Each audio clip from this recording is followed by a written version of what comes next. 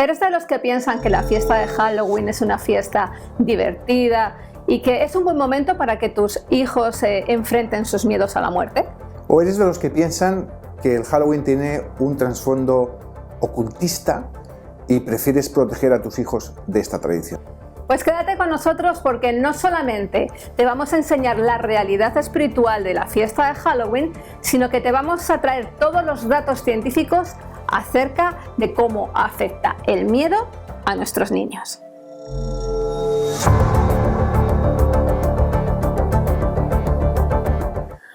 Hola, ¿qué tal amigos? Soy Raquel Reguera. Y yo soy Daniel Beltrán. Bienvenidos a Punto de Encuentro. Bienvenidos un día más aquí a Punto de Encuentro y hoy vamos a estar hablando de Halloween. Y Daniel, no cabe duda que es un tema que varía mucho según la perspectiva cultural, religiosa o personal de cada uno. Fíjate que algunas familias consideran que es una tradición totalmente inofensiva y divertida, mientras que otras se muestran recelosas a celebrarlo. Interesante, porque además esta visión de que es inofensiva también está muy extendida entre cristianos en Estados Unidos. Cuando preguntas, sin embargo, a cristianos fuera de Estados Unidos, se llevan las manos a la cabeza. Y bueno, lo que vamos a hacer hoy es dar un poquito de perspectiva, porque también incluso se piensa que hay que ser cristiano para no celebrar, solo los cristianos, algunos no cristianos no celebran Halloween, pero hay otras muchas razones por las cuales podemos dejar de celebrarlo, simplemente por la educación de nuestros hijos. Así es. Pero lo cierto es que la fiesta de Halloween, o la Noche de Brujas, como también se llama en otros sitios, es una fiesta de origen celta. Y es muy popular, sobre todo aquí en los Estados Unidos, en Reino Unido e Irlanda, aunque ya, Daniel, se está exportando a un montón de países, ¿no? Sin embargo, esta fiesta pues es la representación de la muerte, es la máxima expresión de la misma, y mientras que unos la banalizan y se disfrazan a su costa, pues otros ven mucho más allá de unos simples caramelos y unos simples disfraces y, como ya he dicho, se remontan a estos orígenes paganos y macabros para negarse con rotundidad a celebrar dicha fiesta.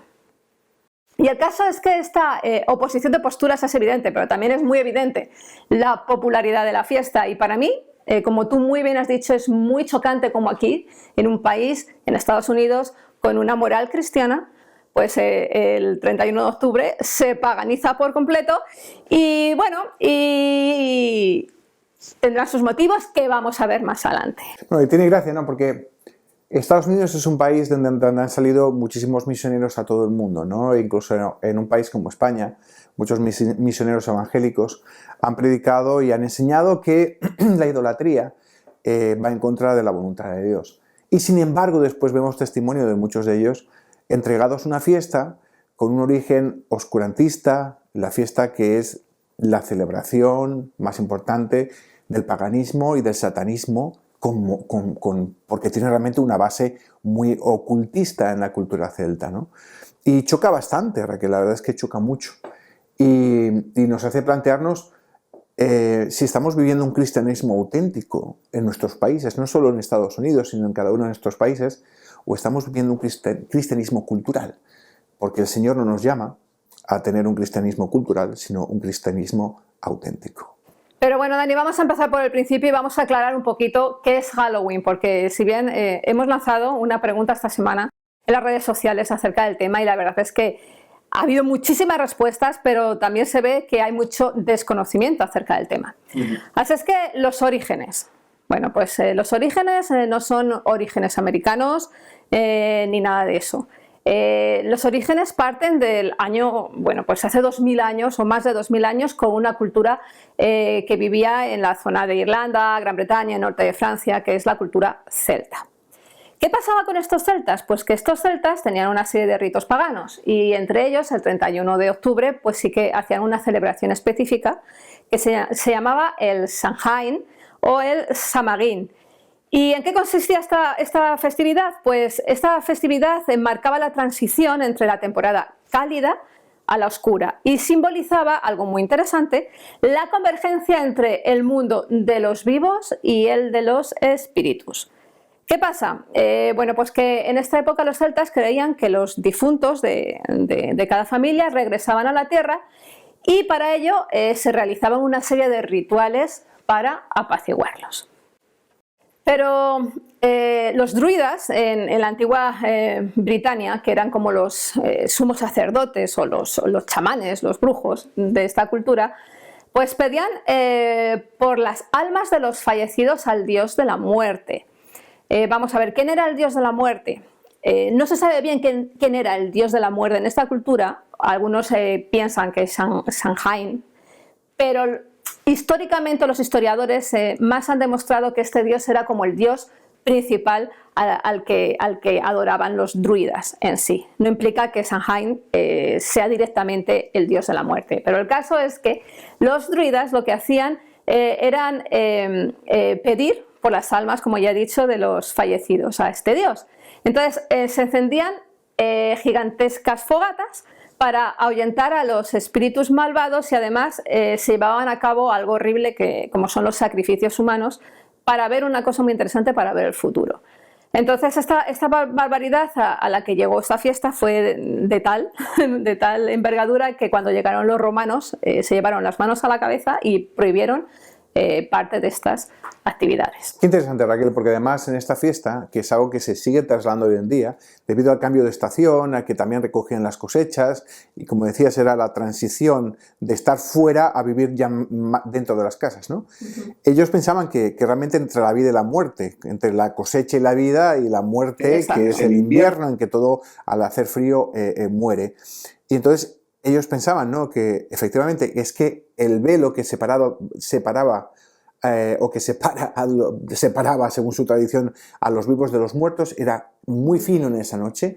Por eso era la noche en la cual, lo que dices tú, los espíritus de los muertos pasaban. Y se disfrazaban para confundirlos, para que pensasen que eran animales. De hecho, parte de la tradición dice que estos espíritus no se manifestaban de una forma normal, sino que entraban o poseían animales. De tal manera que cuando uno se disfrazaba, en cierta manera era como que él también se hacía pasar por uno de los espíritus para confundirlos y que no les atacaran. Los druidas pues afirmaban que Samhain o Samhain convocaba a los muertos para que pasasen al mundo de los vivos, ¿no? Pero pasaba una cosa, que todo dependía de cómo se habían portado esas almas en los meses anteriores. Si se habían portado bien, permitían que esa alma volviera a la casa de sus familiares, incluso de forma corpórea, para pasar un rato con ellos. Me recuerda a Papá Noel, que decía ¡oh, oh, oh! También, si se portaban bien. Pero si se portaban mal, efectivamente, bueno, pues andaban vagando, haciendo todo tipo de trastadas, por así decirlo, y se metían dentro de los animales. Por eso la gente se disfrazaba con formas de animales para confundir a los espíritus malos. Y saltaban por encima del fuego, algo muy de esas tradiciones, saltaban por encima del fuego para que el espíritu, al pasar tú por encima del fuego, no se atreviesen a saltar por encima del fuego y así pudieras zafarte de ellos. Sí, tú muy bien has apuntado, el fuego, como ya he dicho antes, también era un elemento muy importante. En las casas, obviamente en esa época no había luz eléctrica, apagaban las luces, simbolizando que esa casa estaba fría y entonces cuando llegaban los espíritus pues no entraban porque pensaban que ahí no había nadie. Pero claro, todos se reunían en la fogata principal y ahí pues la clase sacerdotal encendía fuegos simbolizando el renacimiento de la naturaleza y la vida durante la noche de Samhain. Y en estos fuegos se utilizaban para quemar rama de roble, que era el árbol sagrado de los celtas, así como ofrendas de frutos, animales y, como hemos dicho anteriormente, sacrificios humanos. Se piensa, no sé si hay realmente una buena literatura al respecto, pero se piensa que había sacrificios humanos. Sí, de hecho, al día siguiente los druidas, bueno, pues como he dicho antes, leían el futuro de la comunidad a través de las cenizas de esas fogatas y de los restos humanos calcinados en las mismas. Vaya. Sí, sí, una fiesta maravillosa. Y ahí, fíjate, entonces es que a veces cuando pensamos en los druidas, pensamos sobre todo para los europeos, Asterix y Obelix, que tienen un druida, que es una especie de brujito bueno con una gran olla donde hacía una pócima mágica que era una especie de Red Bull de aquella época, ¿no? Sí, pero realmente los druidas no eran personajes nada benignos, eran realmente chamanes que manipulaban y utilizaban lo oculto para mantener una posición de autoridad dentro de estas comunidades. Sí, te digo yo por qué. Mira, según el arqueólogo e historiador del siglo XIX, Henry Hubbard, escribió en su obra Los celtas y la civilización céltica, dijo lo siguiente, que este pueblo se mantenía unido gracias, entre otras tantas cosas, a los druidas, a los que se daba gran importancia como encargados de contentar a los dioses. Eran una clase de sacerdotes expresamente encargados de la conservación de las tradiciones. Así es, pero bueno, no pasa únicamente en esta cultura, sino yo creo que en cualquier cultura del mundo, ¿no? En el que los sacerdotes, chamanes o líderes religiosos incluso, tienen una posición muy central en las decisiones. Y lo que pasa en estos casos es que lo que tenemos son chamanes que lo que hacen es manipular utilizando el miedo y el terror a la población. Porque hay pocas cosas, Raquel, que prendan tanto en una población como el terror. Sí. ¿Sabes que una cosa interesante, que hago un inciso, que en estudios de neurología en que se ve actividad cerebral y demás, no hay nada que incentive o que dispare el miedo en una persona que ver la cara de otra persona con una expresión de terror? Es increíble. Efectivamente, por eso cuando vemos hay catástrofes y eventos traumáticos, cuando hay un grupo que está manteniendo un nivel de tensión y algunos de ellos entran en histeria, eso se propaga como un fuego. Y básicamente nos hace saber esto del terror, el miedo, como es algo muy social, y es algo que utilizaban muy bien los druidas. Y los druidas, bueno, pues sabían inventarse muy bien la historia, y ellos pues sabían cómo mantener a la gente bajo ese halo de terror y de miedo. Y obviamente, pues como no aparecía ningún espíritu bueno en la casa de los familiares, porque no regresaban de forma corpórea, ¿no? Los difuntos de esa familia ese año, pues obviamente todos pensaban que habían sido malos espíritus, y entonces lo que hacían esa noche, pues alrededor de esas fogatas y todo eso, era obviamente rezarle o pedir a los espíritus de los fallecidos, practicar magia y todo tipo de artes adivinatorias. Obviamente esta última pues era realizada siempre por el druida. La barbarie de Samhain, Daniel, pues continuó hasta el siglo I después de Cristo, cuando los romanos llegaron a Britania. ¿Qué pasa? Pues que al llegar a esas tierras se horrorizaron de lo que estaba pasando y cambiaron ciertos aspectos de la fiesta, y entre ellos pues abolieron, obviamente, o intentaron abolir lo de los sacrificios humanos, y lo que hicieron fue quitar o obligar a que quitaran los sacrificios humanos y pusieran efigies. Entonces lo que se quemaba pues ya no eran personas, sino pues un muñeco determinado. Posteriormente, bueno, pues en un intento de romanizar un poco más la celebración, lo cambiaron por el famoso festival de Pomona, que Pomona era la diosa de las manzanas y del otoño. La fiesta pues fue aceptada y la celebraron, pero nunca se les olvidó las verdaderas raíces y sus verdaderas creencias. Con el paso de los años, y usando siempre como vía de entrada la civilización romana, la Iglesia Católica trató de dar una vuelta más, porque no estaban convencidos de que eso era suficiente, a este festival para acabar definitivamente con las creencias celtas. ¿Y qué fue lo que hicieron? Pues que en el año 610 el Papa Bonifacio IV instauró la fiesta de los mártires cristianos el 13 de mayo.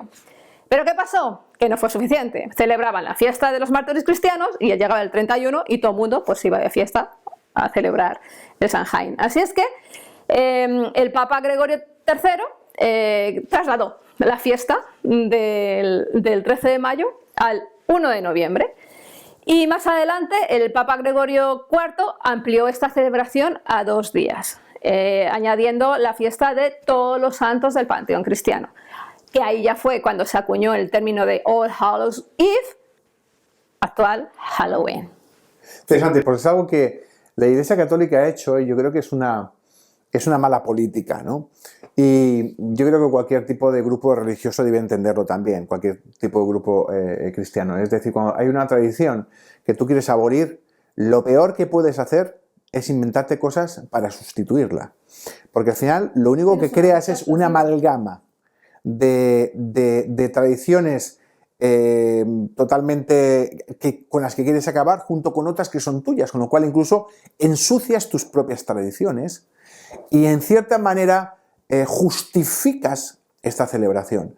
Sé que suena un poquito radical, un poquito a lo mejor para alguien religioso, pero yo creo que en este tipo de cosas lo mejor es no celebrarlo, ponerle punto y final y utilizar otro tipo de tácticas, porque obviamente a la Iglesia Católica el sincretismo no les ha beneficiado para nada. ¿Y cómo hemos llegado hasta nuestros días con todo esto del Halloween? Y sobre todo aquí, porque siendo una fiesta de origen celta, Norte Europa, ¿cómo es que tiene tantísima tradición aquí en Estados Unidos? Pues muy fácil, la inmigración.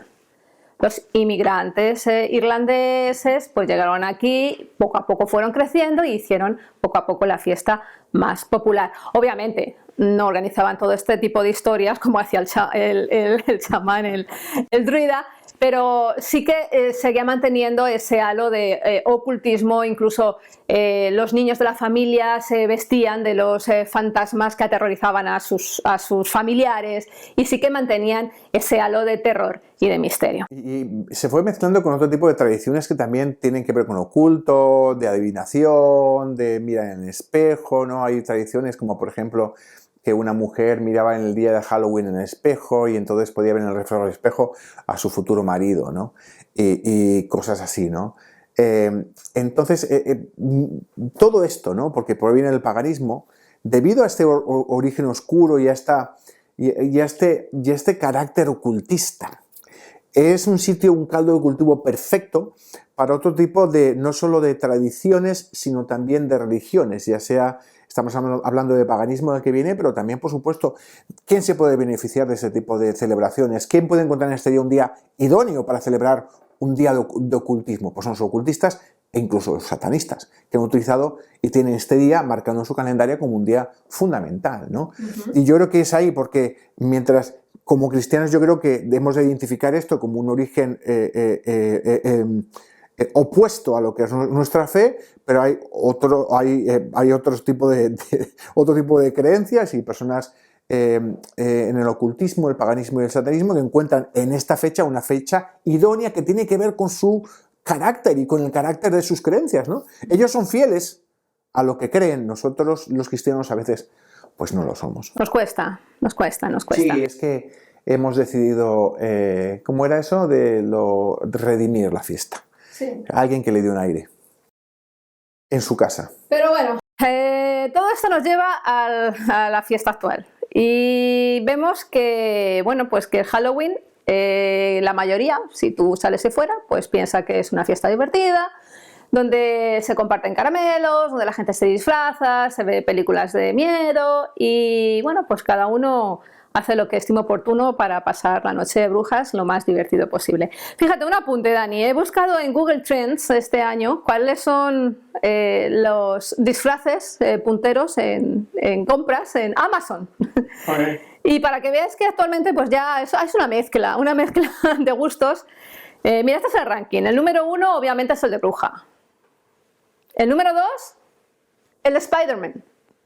Puede tener mucho que ver con los druidas, Spider-Man. El número 3 es el de dinosaurio.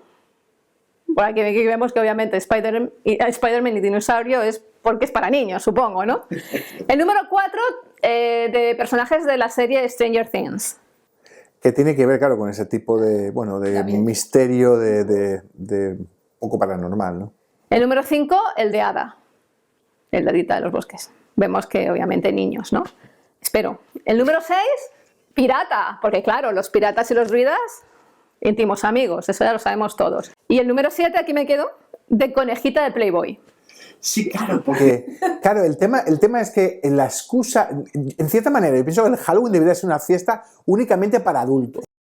Si quieren hacer los adultos, pero el problema está en cuando meten a los niños, porque los niños están muy tiernos, sus personalidades son muy influenciables y se pueden traumatizar, por eso hay que tener mucho cuidado, ¿no? Aparte de que uno piense como cristiano que eso no tiene que ver con nuestra fe, pero a los ateos, hay ateos que no lo celebran por proteger a sus hijos. Yo pienso que es una fiesta que debería ser una fiesta, quien la quiera hacer, una fiesta de adultos. ¿Pero qué ocurre? Pues pues bueno, pues ya lo empiezan a hacer todo y al final, claro, es lo típico ya en la noche de lo prohibido, en la noche de lo prohibido, me paso de la raya, pues ya por supuesto ahora son las fiestas de que las chicas van a las fiestas vestidas pues de conejita Playboy o de cualquier cosa, pero yo supongo que estos disfraces cuestan muy poco dinero. Bueno. Porque tienen muy poquita tela, Raquel. No, lo que pasa que, bueno, atendiendo a la fiesta, pues se visten de animales para ahuyentar a los espíritus malos. Entiendo la conejita. Pero bueno, viendo ya y analizando, ya vamos más rápido, hacer un análisis de la evolución de la historia, vemos que ha cambiado muchísimo, obviamente, pero sí que se mantiene el sentido inicial. Es un culto a la muerte y se utiliza como herramienta primordial el miedo y el terror. No son las formas, pero sí es el mismo fondo espiritual, ¿no? Es una cosa que si no pensamos que hay un mundo espiritual, pues como que nos da igual, ¿no? Pero si pensamos que existe un mundo espiritual, es ahí donde uno ha de tomar sus decisiones acorde con sus principios. Pero Daniel, vemos que el elemento central de esta fiesta es la muerte y utilizando como herramienta principal el miedo, el terror y todo lo que eso conlleva, ¿no? Sin embargo, cuando he estado revisando, entrando en diferentes portales de psicología, de educación infantil, y ellos siempre abogan a que es bueno o es sano, sobre todo los niños, que se celebren Halloween, porque es una forma en que tú tienes de dulcificar ese miedo y hacer que los niños aprendan el concepto de muerte o el concepto de asesinos, porque actualmente pues, es lo que está de moda, pero que dulcifiquen o que consideren que esos conceptos son divertidos y quitar o abolir la sensación de miedo en sus vidas. ¿Es eso correcto? La verdad, Raquel, es que muchas veces la psicología funciona como una pseudociencia y como tal está sujeta a modas y a culturas. Yo estoy totalmente en desacuerdo. El miedo no es algo que uno imagina, el miedo es algo real y es un proceso cerebral que tiene una función primordial y es situarnos y hacernos reaccionar frente a algo que es un riesgo para nuestras vidas o para nuestra integridad. En el momento en que tú empiezas a jugar en el desarrollo de un niño con el miedo y a banalizarlo, en ese momento puedes hacer que ese niño pierda realmente la referencia de lo que es correcto. Pienso también que no solo la celebración del Halloween se banaliza la muerte, sino que va mucho más allá y lo ves en los disfraces. Se banaliza el asesinato, Raquel.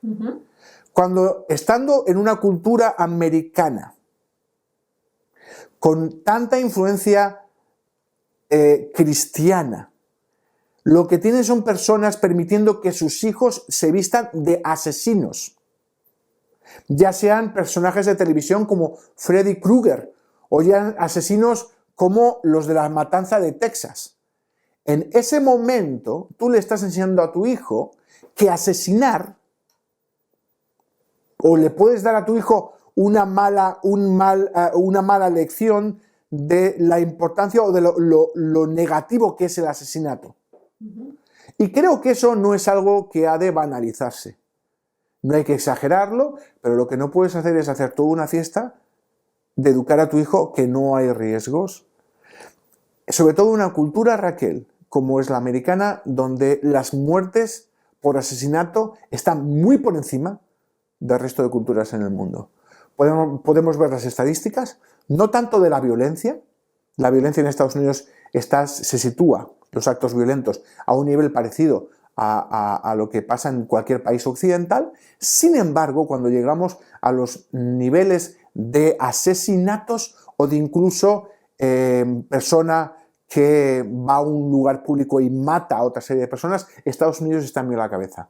Esto creo que no solo depende de la gran cantidad de armas que hay en Estados Unidos, sino también de que hay una cultura y que muchos de estos niños se han educado no solo por Halloween, sino con videojuegos, con canciones, con música, con grupos sociales, pandillas, a que esto es normal, pero no es normal. Y creo que lo primero que tenemos que hacer es cuando educamos a los niños a que tomen una distancia. No es ninguna broma esto de los cementerios. No se puede tomar a broma esto de los cementerios. No se puede tomar a broma lo de los asesinatos. Yo creo que tenemos una labor como educadores, también los psicólogos, de informar a la población de lo que es correcto. El miedo, Raquel, es una respuesta neuronal, fundamental para respetar no solo nuestra vida, sino también la vida de los demás. Entonces es necesario sentir miedo.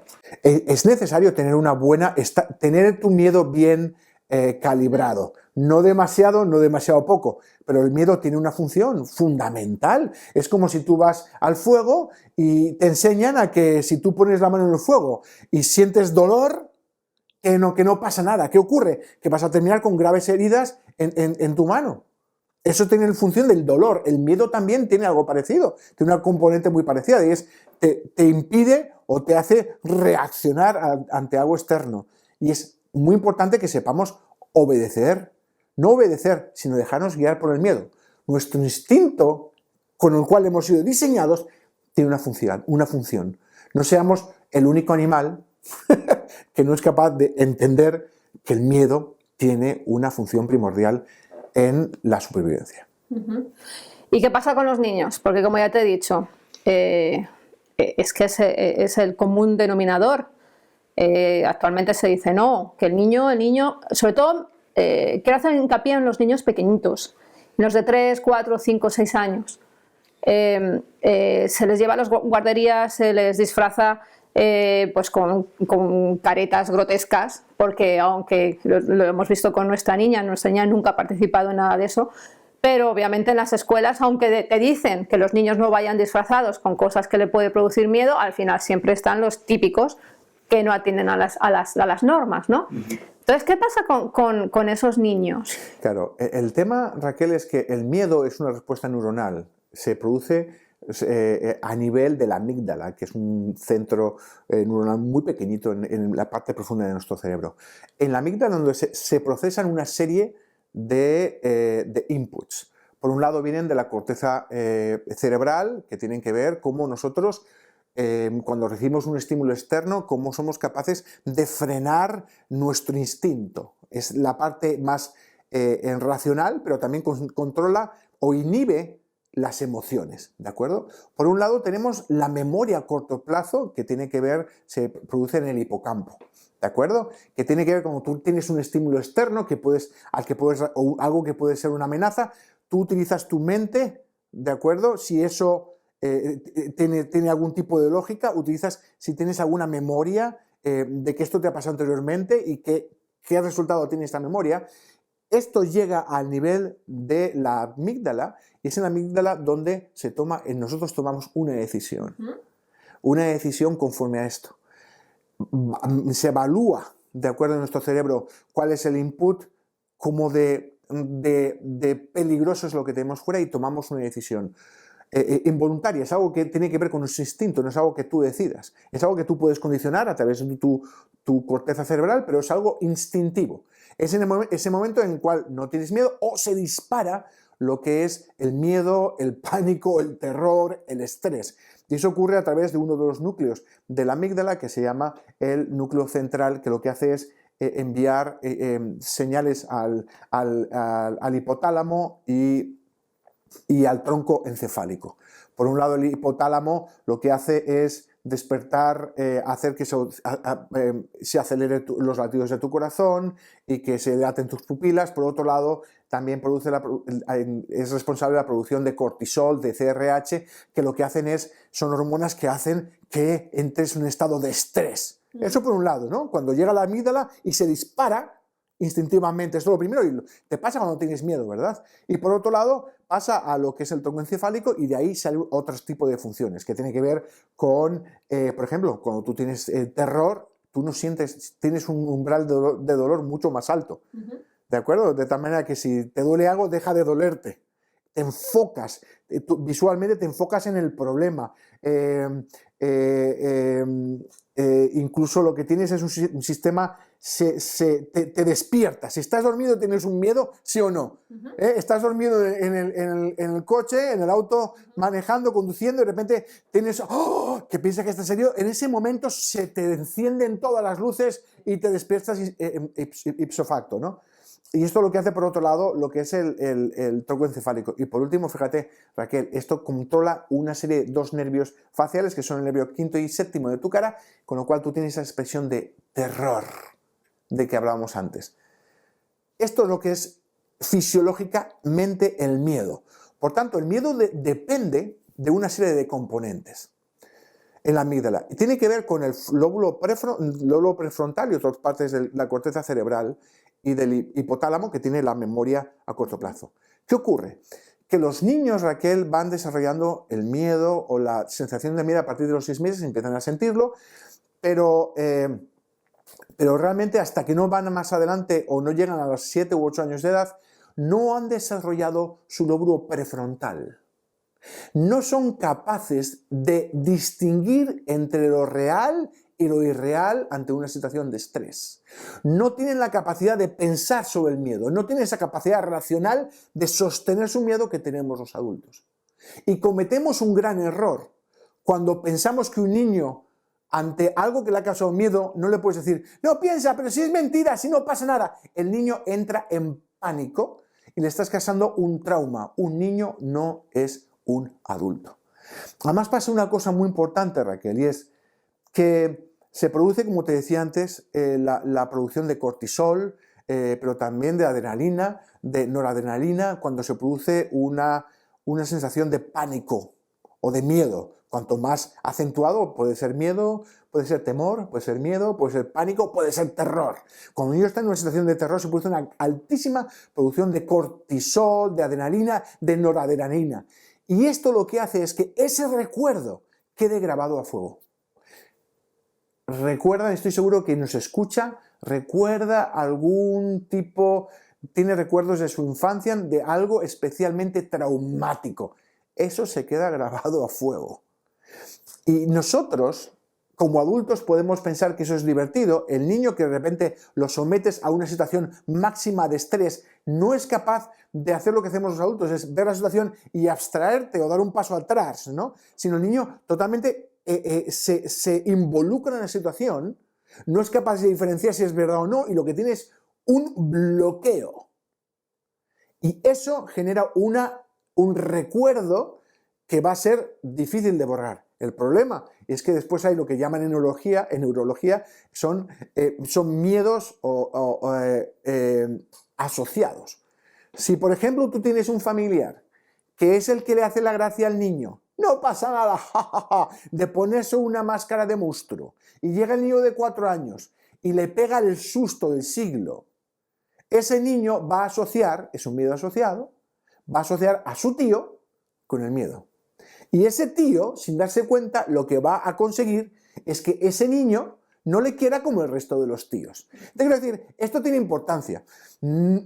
Salvo que sea algo realmente fortísimo, o sea, esto va a poder causar traumas. Si causa a tu hijo un trauma de momento temporal y que después le puede perseguir a lo largo del tiempo, pero no es algo, digamos, horrorosamente malo, ¿no? Hay niños que se exponen a situaciones de terror constante, como niños que son abusados sexualmente en sus casas. Eso es terror constante. No vamos a comparar el Halloween con un abuso sexual, ¿de acuerdo? Pero sí que tiene una importancia, ¿no? Y primero, a nivel, ¿por qué sometes a tu hijo?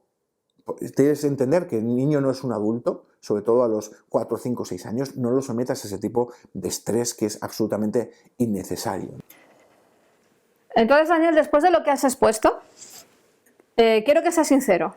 Y como padre de una niña que eres, y hablando a otros padres, ya no desde un punto de vista religioso, puramente científico, ¿tú recomendarías a los padres con niños pequeños que los envíen a una fiesta de Halloween?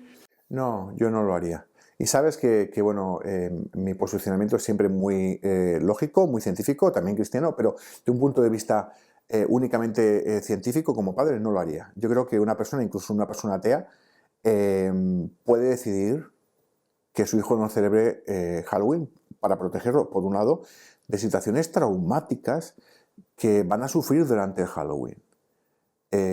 Los niños no son adultos, con lo cual pueden vivir una situación de estrés y pasarlo muy mal. ¿Para qué vas a hacer que tu hijo lo pase mal? ¿Está lo de los caramelos? Sí, pero no es así. Después, de hecho, cuando después pasa, tú estás con el niño y le estás incentivando durante toda la semana que es divertido, pero el niño pasa por situaciones de miedo, hay niños llevando máscaras, todo es como muy divertido, pero no es tan divertido. Estás intentando retener ese miedo visceral que el niño tiene de una forma natural, sobre todo los niños 5 o 6 años que no son capaces de regular ese miedo. Y cuando al final termina la fiesta y se van a dormir por la noche, los niños lo pasan fatal. 2. Aparte, situaciones de miedo que puedan generar en ellos un trauma en el futuro, que incluso les hagan generar, como he dicho antes, miedos asociados a personas y a lugares. No quieres generar esto en el niño. Si el niño tiene algún tipo de miedo, que sea un miedo a algo que sea real, no a cosas imaginarias que no tienen ningún tipo de sentido. Y por otro lado, yo creo que la banalización no solo de la muerte, sino del asesinato es algo muy pernicioso en nuestras sociedades y que debemos de quitar lo antes posible. O sea, no puede ser que psicólogos infantiles nos digan que al niño no se le puede dar un cachete, no se le puede gritar, no se le puede bla, bla, bla, pero está muy bien que lo llevas a Halloween y lo enfrentes a gente vestida de asesino. Sí, sin sentido absoluto. Absolutamente. Por eso te digo, en un punto de vista no únicamente cristiano, que también tengo mi posicionamiento, por supuesto, punto de vista únicamente racional, científico, neurológico, basado en los datos que tenemos, no lo haría. Aparte, si estos traumas son muy fuertes, por lo que sea, puede producir, el niño puede tener problemas, ya no solo de una sola noche, sino que le dure varios días y que el niño pues pase una semana o 2 semanas o 3 semanas sin poder dormir y con un trauma que le dure, ¿no? Pero tenemos que ser sinceros, todos nosotros tenemos en nuestra mente el recuerdo de esa imagen de pequeño que nos aterrorizaba. Y yo creo que ni uno solo se escapa de eso, ¿no? Entonces es cierto, hay ciertos momentos que son solamente para adultos, pero en cuestión de Halloween y todo lo que conlleva, sobre todo referente al miedo y al terror, y como hemos estado hablando en el impacto sobre los niños, por favor mantenerlos alejados, ¿no? Oye, Raquel, tú que estudias también sobre esto, ¿no? Una pregunta, ya no únicamente como cristianos, sino porque vemos que en Estados Unidos y que hay muchos cristianos, y vemos en redes sociales, que están defendiendo la celebración del Halloween y que los que no la celebramos, y bien que nosotros no es que seamos muy religiosos, que somos fanáticos, ¿no? Pero una pregunta, Raquel, ¿otras religiones celebran Halloween? Muy buena pregunta, Daniel. La verdad es que como vivimos en un círculo cerrado, generalmente nuestras amistades son como nosotros, no nos paramos a pensar si en otro tipo de ambientes, religiones o sociedades se celebra, ¿no? Pero es muy interesante como, a pesar de que se ha secularizado, y viendo los orígenes anteriores que hemos explicado, una religión pagana que después se sincretizó, se convirtió al cristianismo, entre comillas, y actualmente pues es algo totalmente secular, esto no implica que el resto de las religiones lo celebren. Por ejemplo, si partimos de los mismos paganos actualmente, bueno, pues no existen esos rituales paganos, obviamente, como hace 2000 años, pero los neopaganos actuales, o los wiccanos que se llaman así, no celebran el Halloween, pero sí que celebran Samhain. Sí que hacen una celebración, para ellos es una de las fiestas paganas por excelencia. Uno de los aquelarres. Eso más bien es dentro de las brujas, ¿no? Pero sí que ellos tienen sus celebraciones con todo el animismo y todo el sincretismo entre la naturaleza, los religiosos sí que consideran que es un momento especial desde el punto de vista espiritual, entonces ellos sí que hacen sus celebraciones. No hacen lo que hemos explicado anteriormente, pero sí que celebran no el Halloween, sino siguen celebrando el Samhain. Obviamente dentro de estos pues habrá gente que practique más, practique menos y también se apunte a la fiesta de Halloween el día de antes, obviamente. Eso ya sabes que para gustos no hay nada escrito, ¿no? Pero ellos celebran, todavía se sigue celebrando la fiesta al dios de la muerte. En cuanto, por ejemplo, otra religión, a ver, judaísmo. Es que vamos a pensar un poquito. ¿Tú verías a un judío celebrando la muerte? Pues no. Pues no. Según Alfred J. Kolach en Second Jewish Book of Why, en el judaísmo Halloween no está permitido por el halajá judía porque viola Levítico 18.3, que prohíbe a los judíos participar de las costumbres gentiles. Y muchos judíos celebran el Yom comunitariamente 4 veces al año, en el que se reza a los mártires de la propia familia, pero obviamente no. Aquí en Estados Unidos, como hay tanta población judía, pues sí que vemos que participan de lo secular, pero es como todo, es que todo depende del grado de compromiso que tengas con esa religión, ¿ok? Islam.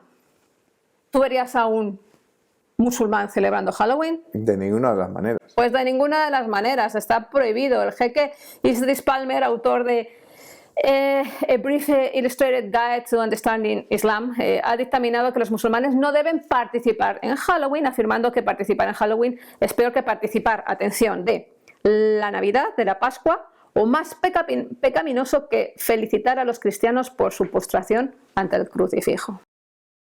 Así que creo que estos señores, pues como que tampoco lo celebran. Volvemos a lo mismo, todo depende del grado de compromiso. Otra religión. Hinduismo, por ejemplo, los hindúes recuerdan a los muertos durante el festival de Pitru Paksa, durante el cual rinden homenaje y realizan una ceremonia para mantener en reposo las almas de sus antepasados. Es a mediados de septiembre, entonces no celebran el Halloween, no lo quieren celebrar y más que nada porque parte de sus adeptos sí que lo están celebrando y le están restando importancia a la celebración anterior, pero es que va en contra de sus principios, entonces generalmente no lo celebran. Y en cuanto al cristianismo, pues todo depende de la denominación a la que pertenezcas, ¿no? Obviamente, si eres de una denominación más de corte protestante y con más influencia anglosajona, claro, pues obviamente tu celebración de Halloween va a estar más relacionada con los disfraces y las risas y los caramelos. Porque sigues un cristianismo social.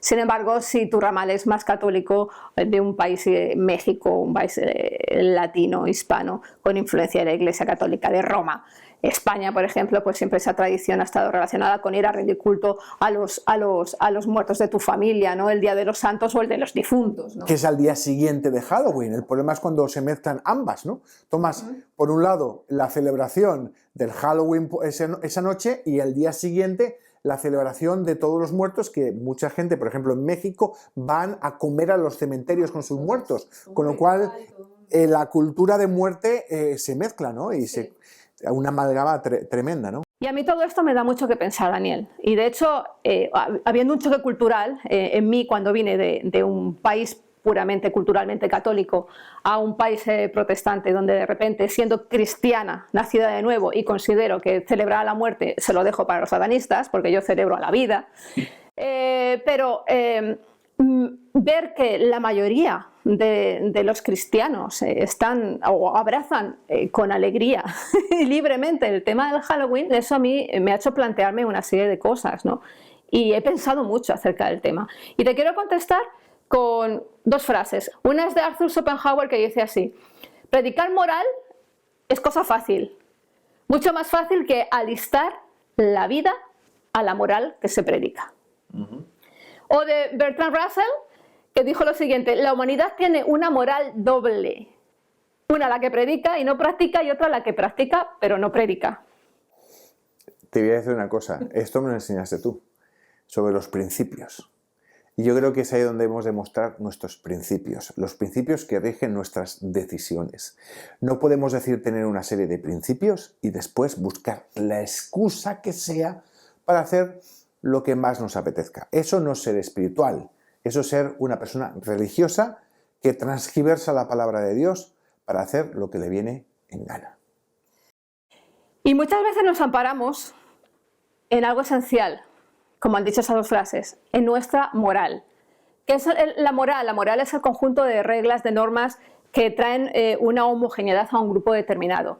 Y esta moral puede estar relacionada con tu lugar de origen, con tu país, con tu partido político, con tu religión. La moral demócrata es diferente a la moral republicana, o la moral cristiana es diferente a la moral del Islam, por ejemplo, ¿no? Entonces, cada uno de nosotros vivimos acorde a unas reglas basadas en una moral, como consecuencia de un grupo social donde estamos integrados. Pero ¿qué pasa? Que consideramos o pensamos que cada uno vivimos acorde solamente a una moral, pero no es así. Una persona puede estar conviviendo perfectísimamente diferentes tipos de morales, aunque los principios de cada moral sean totalmente opuestos. Y eso se ve, por ejemplo, aquí en Estados Unidos. Decimos que es un país cristiano y obviamente los cristianos como principal moral es amar a Dios, amar al prójimo, no al asesinato, pero sin embargo es muy fácil ver cómo dentro del cristianismo americano muchos de esos cristianos, estoy hablando del 56% de esos cristianos, están de acuerdo con la pena de muerte. ¿Cómo puedes compaginar ese tipo de ideas? Si yo soy amor y yo tengo que amar al enemigo y yo tengo que demostrar amor y demostrar misericordia, ¿cómo puedo estar de acuerdo con acabar la vida de alguien? Con acabar con la vida de alguien cuando considero que solamente Dios tiene esta autoridad? Pero eso es común y eso se ve aquí. Entonces eso es un concepto de moral que no entendemos y muchas veces decimos que somos cristianos pero seguimos acomodándonos a las morales que tenemos asociadas a nuestra persona. Pero la pregunta a todo esto es, ¿qué pasa? ¿Qué pasa como cristiano si eres capaz de celebrar Halloween y cómo eres capaz de celebrar la vida a la vez? Y ahí, Raquel, creo que es muy importante porque obviamente hay un carácter cultural que también, como estás diciendo muy bien, moldea nuestra fe. Y al final no sabemos diferenciarlo porque como estamos dentro de un grupo social cristiano, pensamos que todo lo que hacemos en ese grupo social es cristiano. El americano tiene una forma de pensar en el cual si Jesús, básicamente les falta decir que Jesucristo era norteamericano. Y no se dan cuenta que gran parte de lo que están defendiendo como cultura cristiana va en contra de la palabra de Dios. Va más dentro de una cultura sociológica. Pero esto nada más se puede resolver de una manera y es siendo con una visión crítica, con una visión sana y mirando los datos. ¿Dónde están los datos para nosotros los cristianos? ¿Dónde? En la Biblia. Obviamente. Ahí es donde tienes que filtrar las cosas. Esa es la palabra realmente de Dios, es la palabra que está escrita. ¿Qué dice la Biblia? Y yo creo que ahí es donde nos marca claramente una línea entre lo que es correcto y no es correcto, entre lo que es pecado y no es pecado, entre lo que agrada o desagrada a Dios. Incluso en el sentido común, porque a veces transgiversamos todo dejando a un lado el sentido común, ¿no? Y creo que por eso es importante volver a la palabra de Dios y mirar la celebración del Halloween bajo el prisma de la Biblia. Ya, pero es que no solamente bajo el prisma de la Biblia, es que muchos cristianos te van a decir, pero si solamente están disfrazados de Abraham o de Moisés, porque también disfrazan a los niños pues, de personajes bíblicos, y lo único que comparten son caramelos, sí, pero claro, te estás olvidando de todo el trasfondo que tiene esa celebración y de todo el trasfondo espiritual que tiene la Biblia. Entonces te estás dejando claro. La enseñanza primordial y central de la existencia de un mundo espiritual. Entonces si te dejas eso aparcado, entonces lo de los druidas tampoco tiene sentido. Claro, es que hay muchos cristianos que realmente no creen que existe un mundo espiritual. Está el tema, ¿crees o no crees que existe un mundo espiritual? Exacto. Pero vamos a ver, tú lo has dicho muy bien, los principales preceptos que tenemos que seguir están en la Biblia. Y obviamente la Biblia nos habla por activa y por pasiva de que Dios es luz y que no hay tiniebla en Él. Y que Él nos ha separado de las otras religiones. Y que Él hace una clara distinción. No puedes tener dos religiones, no puedes tener dos señores, tienes que elegir entre uno u otro. A la vez la Biblia es muy clara y te dice clarísimamente que no hay comunión ni conexión entre el mundo de los muertos y el mundo de los vivos. Al contrario, hay un gran abismo que los separa y ningún día del año hay ningún tipo de comunicación. Así es que, obvio. También la Biblia es clara y nos dice que nosotros como cristianos no tenemos que participar de las obras infructuosas de las tinieblas. Así es que, señoras y señores, como cristianos si estamos todos los domingos y todos los días de nuestra vida celebrando la vida y celebrando a un Dios que venció la muerte, ¿qué hacemos vistiéndonos de muerte? Y aparte, otra componente también, ¿qué testimonio estamos dando? Porque ante una celebración de muerte lo que nosotros hacemos es participar. Vistes a tus hijos como te dé la gana, pero estás participando de algo social que es la celebración más oscura de todo el año.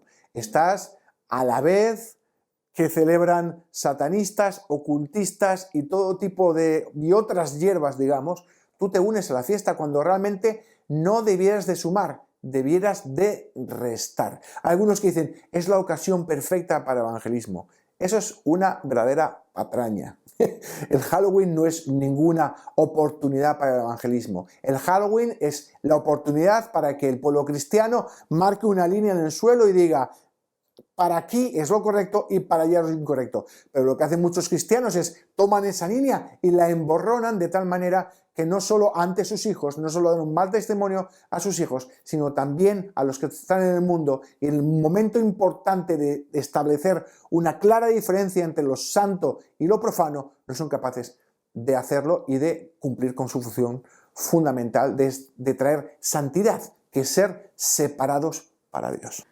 Así es que, como todos sabemos, nuestro principal llamado es buscar la santidad. Y queremos terminar este programa con esta pregunta. Analízate ahora que viene Halloween y mira en tu interior qué tipo de cristianismo estás viviendo. ¿Te estás guiando simplemente por una moral que te ha sido enseñada? ¿Te estás guiando simplemente por una tradición familiar? ¿O estás realmente siguiendo al Dios vivo, aquel que ha vencido la muerte y aquel que te ha separado para ser luz en medio de tanta tiniebla? Es clave. Esta decisión queremos que sea lo más auténtica y la respuesta lo más auténtica posible, porque dependiendo de eso, así vas a poder celebrar o no celebrarlo. Desde un punto de vista pastoral, nuestra respuesta es no celebres Halloween. Ahora, desde un punto de vista social, actualmente solamente implica disfrazarse y dar caramelos. Si tú con eso te conformas, allá tú con la responsabilidad de los frutos que puedes recoger. Ahora, desde un punto de vista teológico y pastoral y espiritual, aquel que abre las puertas al enemigo y se enreda con el pecado, al final se encuentra con el pecado, y no solamente con el pecado, sino con la muerte. Una muerte que precisamente no es dulce. Con esto os dejamos una reflexión profunda para estos tiempos de Halloween. Tan superficiales. Y esperamos de verdad que encuentres una respuesta y que esa respuesta sea que has querido profundamente y desde lo más profundo de tu ser seguir a Cristo con todo lo que esto implica.